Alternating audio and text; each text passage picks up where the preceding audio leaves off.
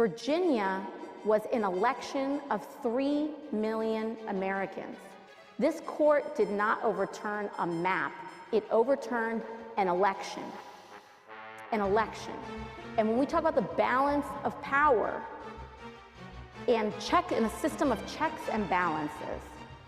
It is a corrupt court, and in my opinion, it is a court that needs reform.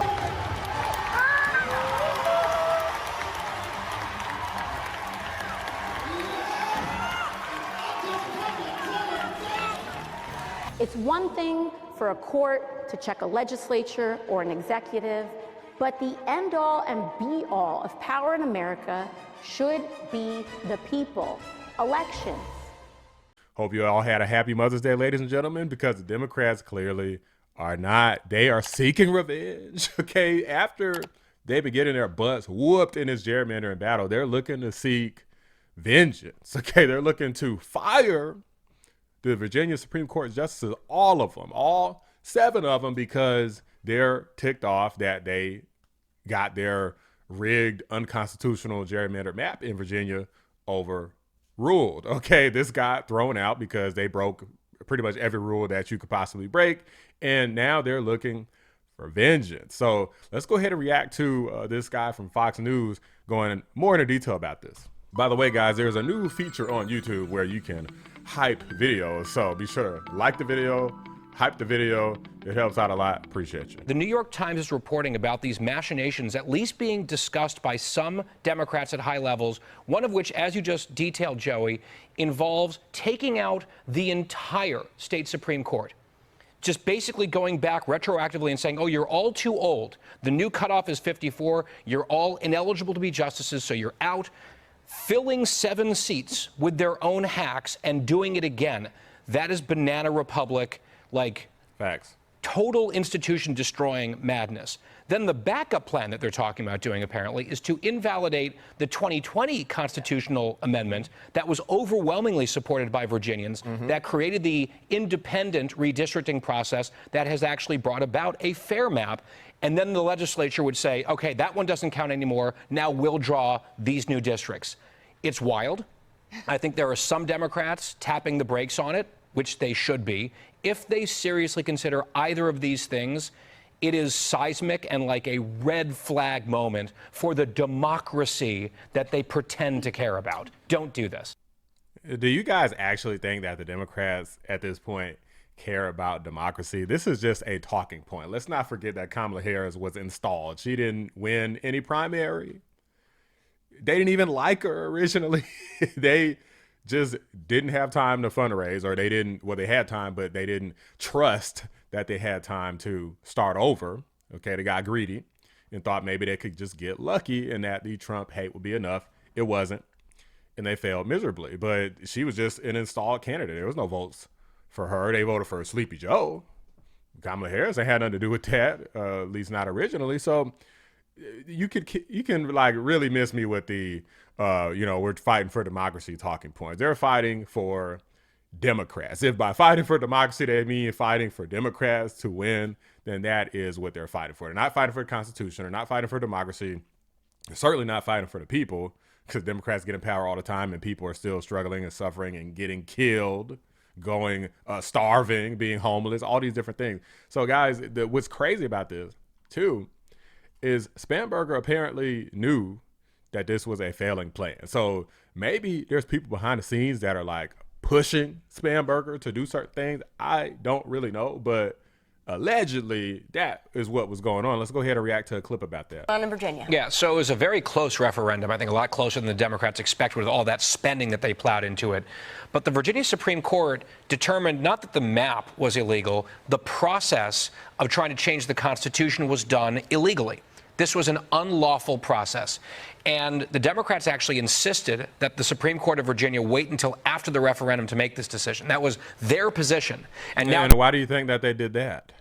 It's because they knew that this would fail, and they wanted to invoke outrage. Well, we voted for this and you guys overthrew it. That's what it's about, guys. You got to use your heads. They're complaining and crying about it, saying, well, why didn't you do something before? Because you told us not to. You asked us not to. The justices respond. And I find it interesting to just point out that earlier in the week, there was a Democratic operative who went on his podcast, and he revealed that internally there's been a lot of angry sniping and recriminations within Democratic circles in Virginia because Governor Spanberger's team, remember, she campaigned saying she wasn't going to do this, and it's the first thing that she did. Her team reportedly told the legislature, the Democrats leading the legislature, don't do this. It is going to be susceptible to a legal challenge. We don't think this is going to be legal. And they plowed forward anyway, and they did it illegally, and now they're facing the consequences for it. And they made this mess for themselves, and they deserve this outcome. Well, guys, let's not forget that this was a 4-3 decision. So, it almost looks like it was a nice plan because if you had something that was clearly procedurally incorrect, judges are supposed to see that and are supposed to say, hey, we can't let this through. It was procedurally incorrect. It violates the Constitution. Or let me be more specific. It violates the Constitution, constitutional procedures. And you have 3 justices who are like, what's the problem? That in of itself is an issue. The plan almost worked. That's what's crazy. And what's even crazier is you even have these 3 justices who are obviously political left-wing hacks who tried to allow these illegal maps to go through unconstitutionally. The Democrats don't care. They're trying to fire them too, guys. That's what the Democrats are doing. If the courts rule in their favor and Trump goes against it or doesn't like it, then he has something to say about it. And Trump is threatening the courts and he's threatening democracy itself and he's threatening the judicial branch. But when the Democrats don't get their way, it's illegitimate. Let's go ahead and throw out all of the justices, all 7 of them, and bring in new political hack justices who are going to bend to our will. Otherwise, we'll lower the age again to 45 next time. Like eventually they're going to have some freaking whippersnappers up in there because they're the only people who will be dumb enough to execute on these radical left Democrat plans and ignore all procedures in favor of their feelings and vibes and so forth. And what makes matters worse is they're not just trying to do it in Virginia, they're trying to do it at a national level as well.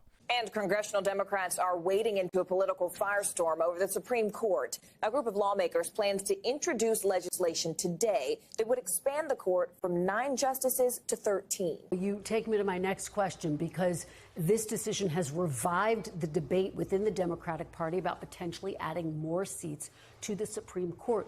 Would you, Senator, support an effort to add more seats to the Supreme Court, to expand the court? Well, remember, there's a corrupt shadow hanging over the Supreme Court.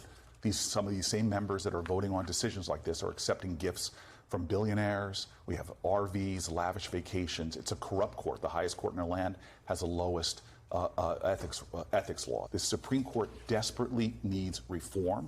It is a corrupt court. And in my opinion, it is a court that needs reform, and I will continue to lead on those things.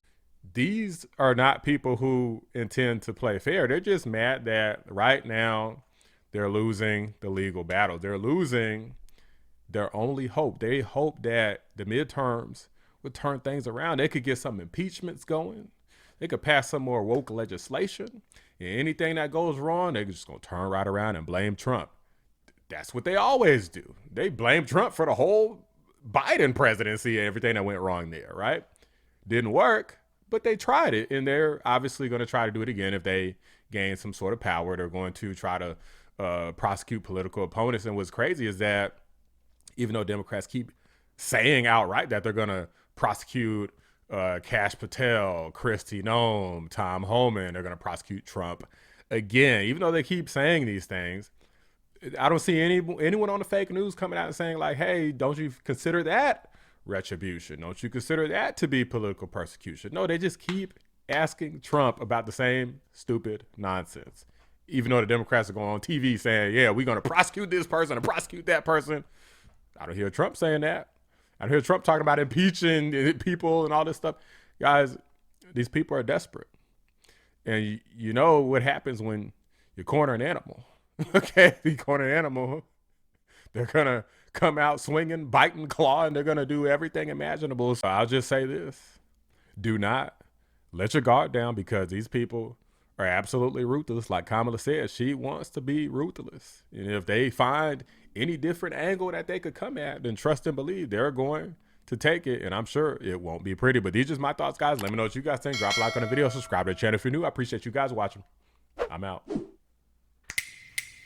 Shout out to my members, patrons, and fellow anomalies, Cyber Noodle, 655, The Great, Bella Scott, Carpentier John, and Pinecone 6. I appreciate you guys every single day. Black people don't elect black people based on race. They elect people that are aligned with their moral, their beliefs in justice, and Biden just took that away from them in Tennessee and in other states. I just disagree that the only person, the only kind of a politician who can elect black people in Congress must be a Democrat. This is just an artificial. That's not what I'm saying. For the Democratic That's Party. not what I'm saying. Black voters are still fully franchised and can go vote for whoever they want. That's not what I'm saying. It just doesn't have to be a Democrat.